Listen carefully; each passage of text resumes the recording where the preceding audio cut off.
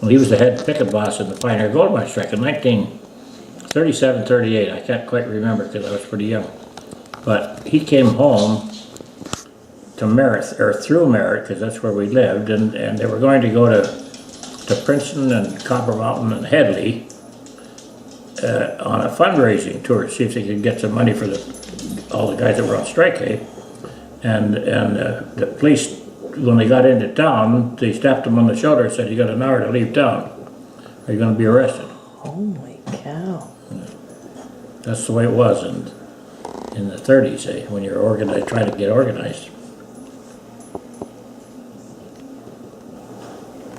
That's hearsay, you see. So, you know, I got, although I heard it told quite a few times, but this guy came in out of the hills or wherever, you know, he's a big tough guy and he had a few drinks and, you know, Main Street, he challenged the whole thing when they poured out of the beer parlor, you know, I would fight the whole town and anybody here want to fight me? And my dad took off his coat and said, "Yeah, I'll fight you," you know.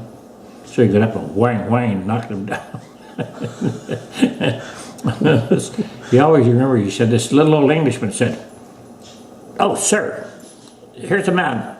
You've been looking for somebody to fight you, and now here's a man to accommodate you, and you won't even get off the floor." You know, and it was going on like this in an English accent, you know. "You won't even get off the floor to fight him." Then, you know, the guy was hammered with a couple of good shots. Eh? But that was my dad, eh? You know, he's a tough guy. Another time, just this is at it's another era, but this was in the 30s too, where the hobos were all around, you know, and all that type of thing, and prowlers or whatever you want to call them. And this guy, he happened to be German, but anyway, he'd been harassing a few of the people demanding food, you know, demanding food. And my dad heard about it, and he said, like, this is in the evening, so he went out looking for him, you know. And he found him, and he said, "What about you?" So he knocked him down, kicked the shit out of him, and said, "Get out of town," you know. "Fuck, come around here."